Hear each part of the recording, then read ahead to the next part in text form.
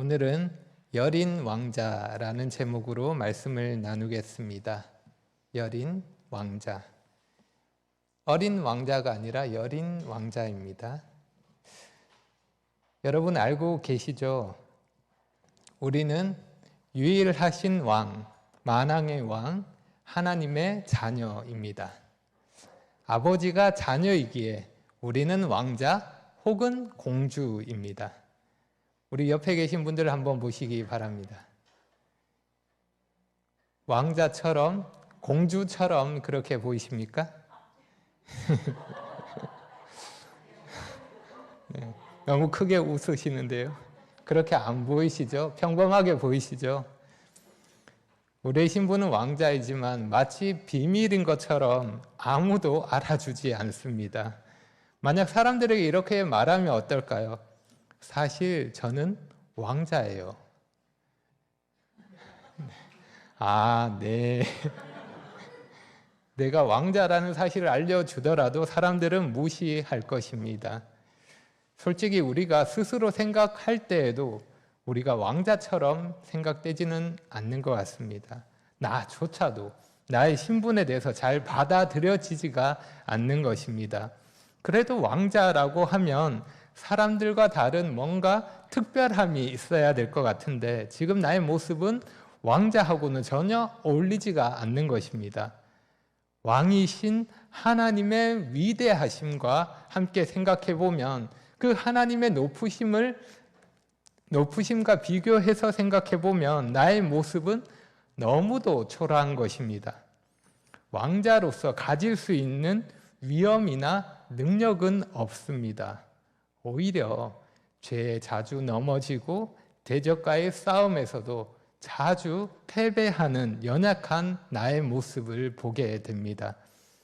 하나님의 아들이라고 하기에는 왕자라고 하기에는 너무도 부족하고 연약한 것입니다.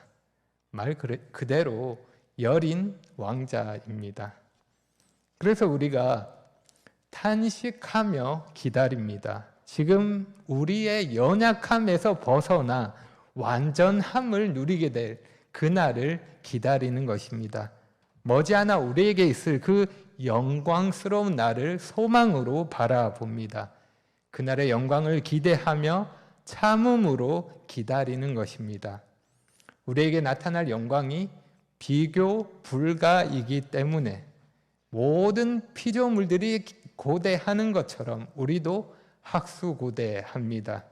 그것이 우리의 소망이기에 현실을 극복하며 사는 것입니다. 여러분, 이렇게 연약하고 부족한 우리가 참음으로 기다리며 그날을 소망할 수 있습니다.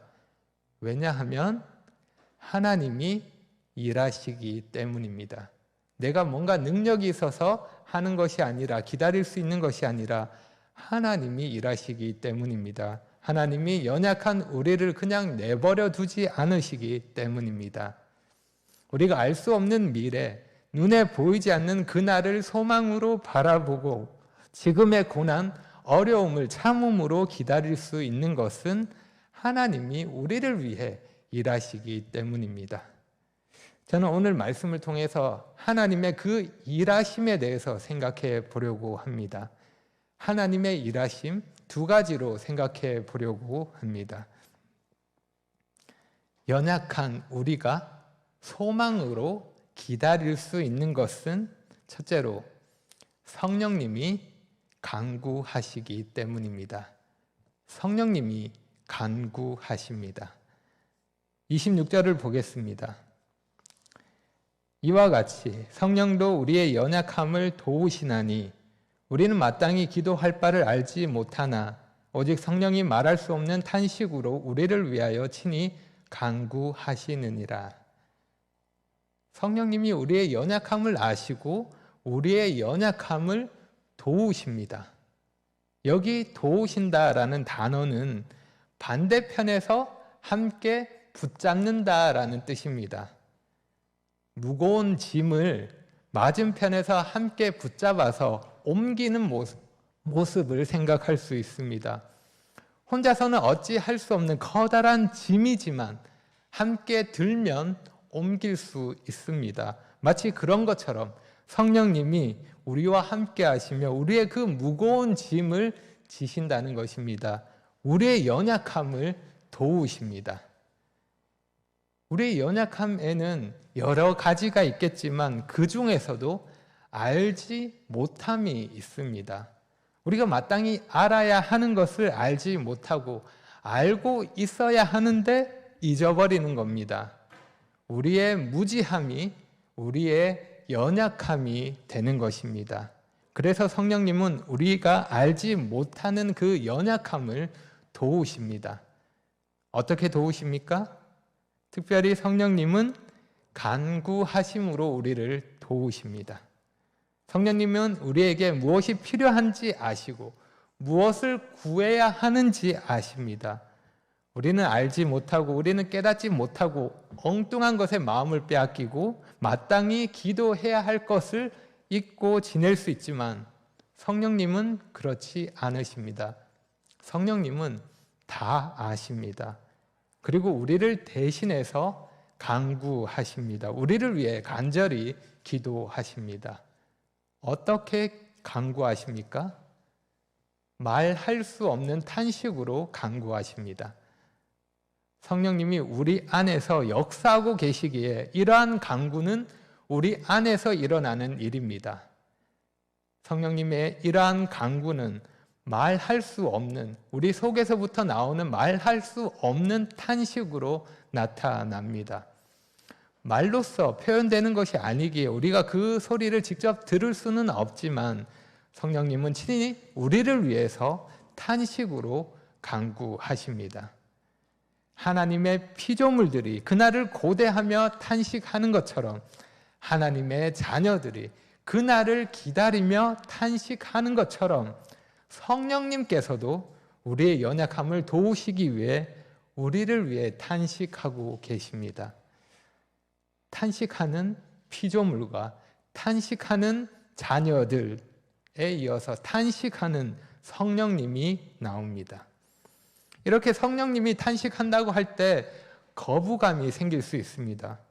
하나님이 탄식하신다고 받아들이기 어려울 수 있는 것입니다. 그래서 어떤 주석가 중에는 이 말씀을 성령님이 탄식하는 것이 아니라 성령님이 우리로 하여금 탄식하게 만드는 것으로 그렇게 해석하기도 합니다. 하지만 바울이 여기서 말씀하고 있는 것은 분명합니다. 성령님이 탄식으로 우리를 위해 간구하십니다. 성령님의 간구와 우리를 향한 그분의 마음이 탄식으로 표현된다는 것입니다. 성령님은 우리의 연약함을 아십니다. 우리의 연약함과 우리의 불완전한 지금의 모습을 아시기에 탄식하시는 것입니다. 그리고 우리가 완전한 자유와 그 영광스러운 그날을 바라보고 참음으로 기다릴 수 있도록 간구하십니다. 정리하며 이러합니다. 연약한 우리가 어떻게 그날을 기다릴 수 있습니까? 성령님이 우리를 도우시기에 기다릴 수 있습니다. 어떻게 도우십니까? 성령님이 우리를 위해 간구하십니다. 어떻게 간구하십니까? 탄식으로 간구하십니다. 그리고 성령님은 하나님의 뜻대로 간구하십니다. 27절입니다. 마음을 살피시는 이가 성령의 생각을 아시나니 이는 성령이 하나님의 뜻대로 성도를 위하여 간구하심이니라. 바울은 여기서 하나님을 마음을 살피시는 분으로 말씀합니다. 하나님은 우리의 마음을 살피시는 분이십니다. 하나님은 우리의 마음을 살피시는 분이시기에 우리 마음에 벌어지는 일을 잘 알고 계십니다. 그래서 하나님은 우리 마음에서 일하시는 성령님의 간구를 잘 알고 계십니다. 무엇을 간구하는지, 무엇을 위해, 무엇 때문에 간구하는지 모두 알고 계십니다. 또한 하나님이 이처럼 성령의 간구를 잘 아시는 것처럼 성령님은 하나님의 뜻을 잘 아십니다. 그 뜻대로 간구하십니다. 쉽게 말하면 하나님과 성령님은 서로 너무도 잘 아시기에 서로 완벽한 조화를 이루시며 일치를 이룬다는 것입니다. 기도를 듣는 분은 기도하는 분의 모든 생각과 의도를 아시고, 기도하는 분은 기도를 듣는 분의 모든 계획과 뜻을 아십니다. 한 마음, 한 뜻, 한 생각, 한 분이신 하나님이 함께 일하시는 것입니다. 그래서 성령님의 간구하심은 반드시 응답됩니다. 그리고 그 뜻대로 이루어집니다. 성령님이 그렇게 우리를 위해 일하시는 것입니다. 성령님이 우리 안에서 우리를 위해 친히 간구하심으로 역사하고 계십니다. 한 가지 질문해 봅니다. 여러분은 여러분 자신의 연약함을 알고 계십니까? 우리가 하나님의 자녀라는 사실을 믿고 있지만 실제로는 그와 어울리지 않는 모습으로 살 때가 정말 많다는 것을 우리 자신이 알고 있습니다. 한없이 작고 연약한 왕자입니다. 우리의 연약함을 우리도 압니다. 그런 우리가 어떻게 참음으로 기다리며 소망 가운데 기다릴 수 있을까요? 우리가 기도하지 못할 때가 얼마나 많습니까? 기도하지만 하나님 뜻대로 구하지 못할 때가 또 얼마나 많습니까? 어떻게 기도해야 할지 모를 때도 있고 마음이 힘들고 복잡할 때도 있습니다. 낙심되고 지쳐 있을 때도 있고 여러 가지 문제들로 인해 힘겹게 싸우고 있을 때도 있습니다. 우리는 살면서 정말 다양한 상황들, 원치 않는 어려움을 겪기도 합니다. 그런데 성령님은 그 모든 상황에서 완벽한 기도를 드리고 계십니다. 하나님의 뜻대로 간구하십니다. 하나님 뜻에 관해서는 성령님의 적중률은 100%입니다. 그래서 우리가 우리 안에서 간구하시는 성령님을 생각할 때 우리가 그날을 참음으로 기다릴 수 있습니다. 비록 우리는 우리의 연약함 때문에 힘겨운 싸움을 계속하고 있지만 그럼에도 불구하고 나를 위해 간구하시는 성령님을 생각할 때 힘과 위로를 얻을 수 있습니다. 그 위로와 힘을 통해서 그날을 바라보며 기다릴 수 있는 것입니다. 한 주석가는 이렇게 말합니다. 천국에서 우리를 위해 중보하시는 성자는 우리에 대한 모든 고발로부터 우리를 보호해 주신다. 하지만 바울이 여기서 강조하고 있듯이 우리 마음속에서 중보하시는 성령은 우리의 불확실하고 힘든 세상살이 속에서도 우리를 위해 성붙게 설득력 있게 간구하신다. 쉽게 말하면 우리에게 두 중보자가 계십니다. 하늘에서 일하시는 중보자가 계시고 우리 마음에서 일하시는 중보자가 계십니다. 예수님은 하늘 보좌 우편에서 우리를 위해 간구하십니다. 그리고 성령님은 우리 마음에서 우리를 위해 간구하고 계십니다. 나는 할 수 없지만 그런 나를 아시고 연약한 나를 아시고 나를 위해 간구하시는 성령님이 계시기에 그분이 내 안에서 역사하고 계시기에 우리가 기다릴 수 있는 것입니다. 성령님이 우리에게 가장 좋은 것이 무엇인지 아시고 무엇이 필요한지 무엇이 유익한지 아시고 하나님의 뜻대로 간구하시기 때문입니다. 아무도 모르는 문제에 대해서도 누구도 알 수 없는 일에 대해서도 성령님은 알고 계십니다. 내 마음속 깊은 근심까지도 모두 알고 계십니다. 내 아픔과 어려움을 아시고 간구하십니다. 누군가가 나를 위해 기도하고 있다는 사실은 우리에게 정말 큰 위로와 힘이 됩니다. 그런데 그 누구와도 비교할 수 없는 성령님이 나를 위해 간구하고 계십니다. 이 사실이 여러분에게도 큰 위로가 되기를 바랍니다. 여러분에게 힘이 되기를 바랍니다. 다음으로 연약한 우리가 소망으로 기다릴 수 있는 것은 둘째로 하나님이 선을 이루시기 때문입니다. 하나님이 선을 이루십니다. 28절입니다. 우리가 알거니와 하나님을 사랑하는 자 곧 그의 뜻대로 부르심을 입은 자들에게는 모든 것이 합력하여 선을 이루느니라. 사도 바울은 우리가 알거니와 라고 말합니다. 당시 로마 교회가 알고 있었던 것, 그리고 지금 우리도 알고 있는 것, 더 나아가 지금 우리가 반드시 알아야 하는 것이 있습니다. 우리가 반드시 알아야 하는 것, 그것은 하나님이 선을 이루신다는 것입니다. 선을 이루십니다. 하나님이 그 일을 하십니다. 그럼 이 말씀이 어떤 의미인지 제대로 알 필요가 있습니다. 분명히 알기 위해서 세 가지 질문으로 생각해 보겠습니다. 누구에게, 무엇이, 어떻게 라는 세 질문으로 한번 생각해 보겠습니다. 첫째, 누구에게 이루어집니까? 하나님이 선을 이루신다는 그 사실, 누구에게 이루어집니까? 바울은 그 대상을 분명하게 말씀합니다. 하나님을 사랑하는 자. 하나님은 하나님을 사랑하는 자를 대상으로 해서 선을 이루십니다. 그러면 이런 질문이 생깁니다. 어느 정도 사랑하는 사람이 이 말씀에 해당되는 걸까요?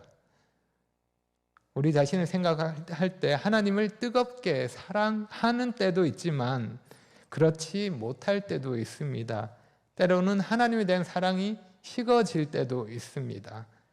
그러면 하나님은 우리가 하나님을 사랑할 때만 선을 이루시고 그렇지 않을 때는 그냥 내버려 두실까요? 그렇지 않습니다. 이 말씀은 그리스도께 속한 모든 사람에게 해당되는 말입니다. 예수님을 믿는 사람이 곧 하나님을 사랑하는 사람입니다. 그래서 바울은 이 대상을 분명히 하기 위해서 추가로 이렇게 말씀합니다. 곧 그의 뜻대로 부르심을 입은 자들, 하나님을 사랑하는 자와 그의 뜻대로 부르심을 입은 자는 같은 사람을 말합니다. 믿는 자의 특징은 하나님을 사랑하는 것이고 그러한 특징은 부르심을 입은 자에게 나타납니다. 그리고 하나님의 부르심은 하나님의 뜻이 근거되는 것입니다. 그의 뜻대로 부르심을 받는 자. 하나님은 그분의 뜻대로 부르심을 받은 자들을 위해서 선을 이루십니다. 다시 말하면 믿지 않는 자들은 이 말씀의 대상이 아니라는 것입니다. 다음으로 둘째, 무엇이 이루어집니까?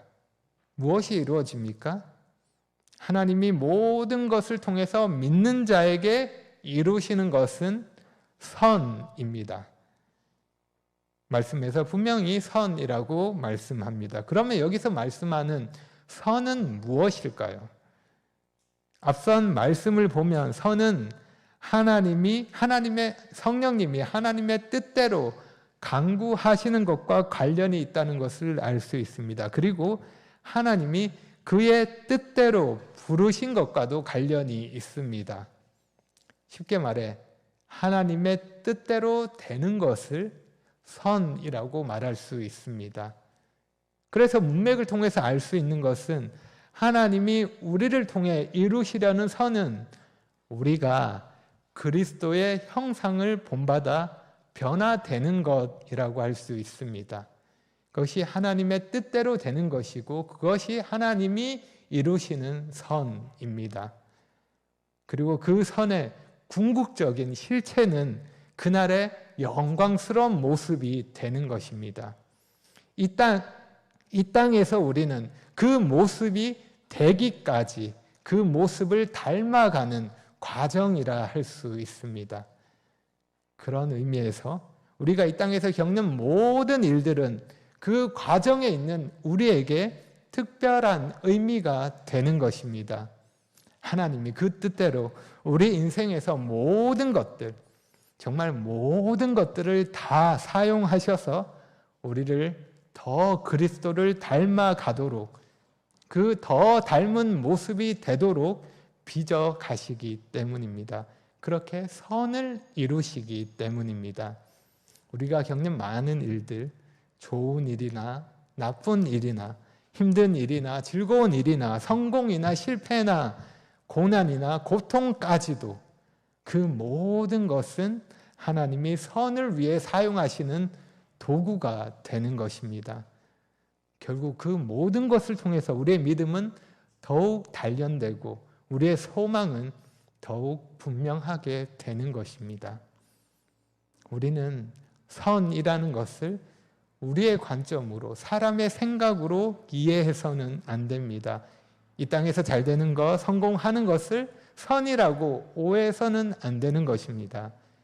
믿는 자는 모든 것이 잘 되고 결국 성공한다는 것은 잘못된 생각입니다. 그 선은 어디까지나 하나님의 뜻대로 되는 것이고 하나님의 관점이며 이 땅이 아니라 하늘을 지향하는 것입니다. 이 땅을 목표로 하는 것이 아닙니다. 우리가 이 사실을 잊지 않고 기억할 때 바울이 우리가 알거니와 라고 말한 것처럼 우리가 늘 이것을 알고 기억하고 있을 때 우리는 우리의 마음가짐이나 삶의 태도를 새롭게 할 수 있습니다. 우리가 인생에서 만나는 것들, 그것이 무엇이든 간에 결국은 하나님이 그 모든 것들을 사용하셔서 우리를 선으로 인도하신다는 것을 알기 때문입니다. 마지막으로 셋째, 어떻게 이루어집니까? 어떻게 이루어집니까? 29절과 30절을 보겠습니다. 29절과 30. 하나님이 미리 아신 자들을 또한 그 아들의 형상을 본받게 하기 위하여 미리 정하셨으니 이는 그로 많은 형제 중에서 맏아들이 되게 하려 하심이니라. 또 미리 정하신 그들을 또한 부르시고 부르신 그들을 또한 의롭다 하시고 의롭다 하신 그들을 또한 영화롭게 하셨느니라. 이 말씀은 하나님의 자녀가 그리스도의 모습으로 빚어지는 과정을 말합니다. 구원의 여정으로 말할 수도 있는데 5 과정이 나옵니다. 5개의 과정. 하나님이 우리에 대해서 어떻게 선을 이루시는지 알 수 있습니다. 이 과정에 대해서 황금 사슬 혹은 연결고리라고 표현되기도 합니다. 이 모든 과정이 절대로 끊을 수 없는 고리로 연결되어 있기 때문입니다. 5 과정은 이러합니다. 미리 아심, 예지라고 말합니다. 그리고 미리 정하심, 예정이라고 말합니다. 그리고 부르심, 소명이라고 말합니다. 그리고 의롭다 하심, 칭의라고 말합니다. 영화롭게 하심, 영화라고 말합니다. 참고로 이것이 구원의 모든 과정을 말하는 것은 아닙니다. 5 과정을 대표로 말하는 것입니다. 차례로 간략하게 살펴보면 5 과정은 모두 과거형으로 표현되어 있습니다. 과거 동사가 사용되었습니다. 첫째, 하나님은 미리 아셨습니다. 미리 안다는 것은 지적으로 아는 것 그 이상을 의미합니다. 단순히 머리로 알다라는 것이 아닙니다. 구약에서 알다라는 표현과 같은 의미로 생각할 수 있습니다. 그래서 미리 안다는 것은 대부분의 주석가들이 동의하는 것처럼 소중히 여기는 것, 사랑하는 것과 같은 의미라고 볼 수 있습니다. 그래서 한 주석가는 이렇게 말합니다. 하나님이 미리 아셨다는 말은 사실상 하나님이 미리 사랑하셨다라는 말과 똑같은 것이다. 하나님이 우리를 미리 아셨습니다. 미리 사랑하셨다는 것입니다. 그리고 이러한 미리 아심은 미리 정하심과 연결됩니다. 둘째, 하나님은 미리 정하셨습니다. 하나님은 우리의 목적지를 미리 정해 두셨습니다. 우리의 목적지가 어디인지 정하셨다는 것입니다. 우리에 대한 계획을 세우셨고 분명한 목적을 가지고 계십니다. 그 목적은 그 아들의 형상을 본받게 하는 것입니다.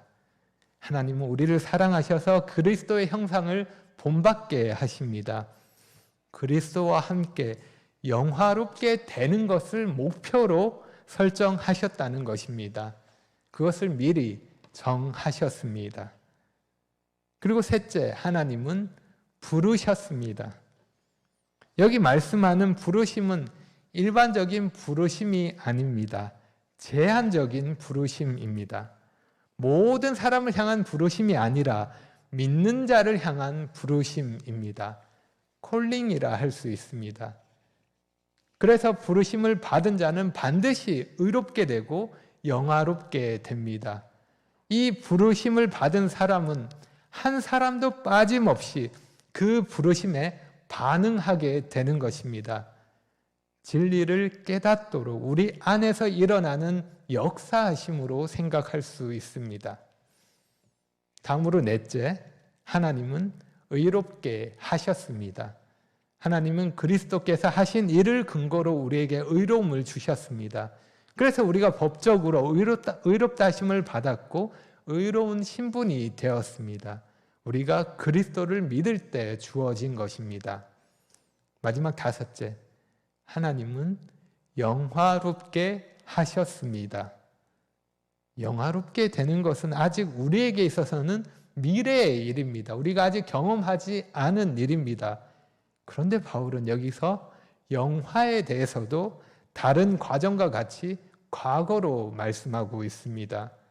영화롭게 되는 것, 이것은 하나님이 이미 결정하신 일입니다. 그래서 의롭다 하심을 얻은 자들은 반드시 영화롭게 됩니다.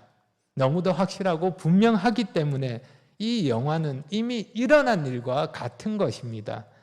영화로움에 이르는 연결고리, 이 고리는 누구도 끊을 수가 없는 것입니다. 확정적인 일입니다.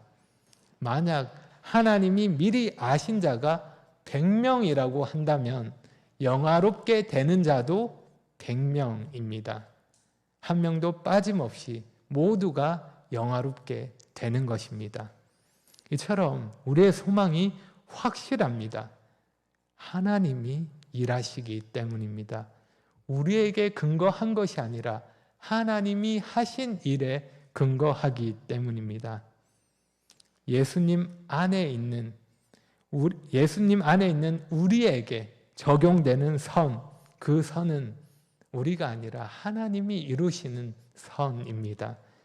그래서 우리가 확신할 수 있는 것입니다. 우리에게 확신할 수 있는 근거가 하나님이시기 때문에 영원히 안전한 것입니다. 하나님은 그 뜻대로 선을 이루시기 위해 일하십니다. 모든 상황을 사용하셔서 우리를 다듬어 가십니다.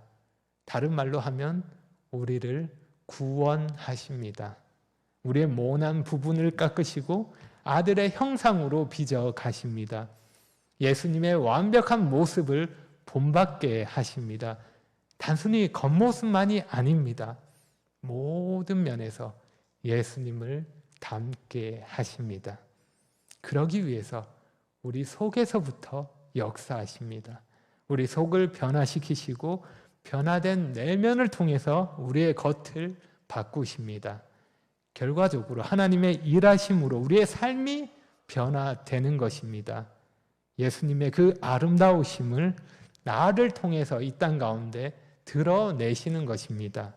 하나님이 우리를 통해 이 놀라운 일을 성취하고 계십니다. 여러분, 우리가 하나님께 입양되어서 법적으로 이러한 놀라운 하나님의 자녀가 되었습니다. 하지만 법적으로 자녀가 된 것이 다가 아닙니다. 그것으로 끝나지 않습니다. 하나님은 우리를 그 아들의 형상으로 빚어 가십니다.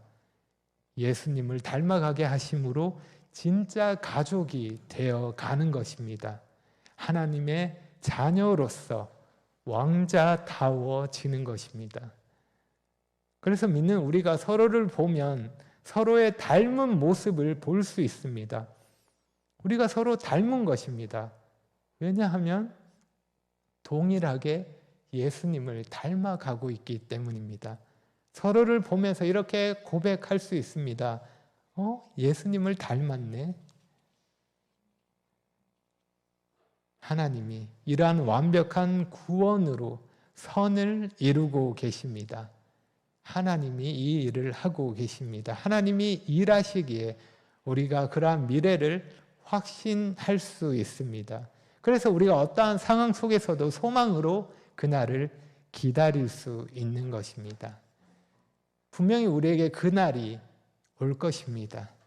그날에 우리는 완전한 영광을 누리게 될 것입니다. 그리고 그 과정 중에서 이 땅에서 우리가 여러 가지 어려움을 겪게 되겠지만 성령님이 우리와 함께 계시고 우리를 강구하시기에 우리가 능히 이길 수 있습니다. 비록 우리는 연약하지만 나 자신은 아무것도 아니지만 그런 내가 아니라 하나님이 일하시기 때문에 지금도 일하고 계시고 또 앞으로도 일할 것이기 때문에 우리가 그 하나님으로 말미암아 하나님의 자녀가 되었기에 하나님으로 말미암아 다르게 살 수도 있는 것입니다. 여전히 부족하고 여린 왕자이지만 온전한 왕자가 될 그날을 기다리며 지금부터 왕자답게 살 수 있는 것입니다. 잊지 마시기 바랍니다. 우리는 유일하신 참 하나님, 영원하신 하나님, 그 하나님의 자녀입니다. 우리가 그러한 왕자입니다. 기도하겠습니다.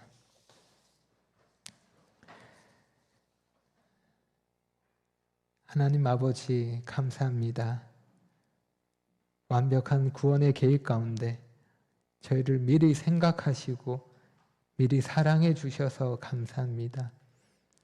저에게 가장 좋은 것이 무엇인지 아시고 그 뜻대로 선을 이루고 계심을 생각할 때 감사를 드립니다. 이 구원이 이미 확정된 일처럼 완벽하고 확실한 구원이기에 저희가 확신을 가지고 그날을 바라보며 기다립니다. 때로는 저희가 이해할 수 없는 일을 만날 때도 있지만 어려운 일을 겪을 때도 있지만 하나님은 그 모든 과정을 통해서 하나님의 선하신 뜻을 이루고 계심을 압니다. 저희가 믿음으로 인내하며 그 과정 속에서 더 주님을 닮아가기 원합니다.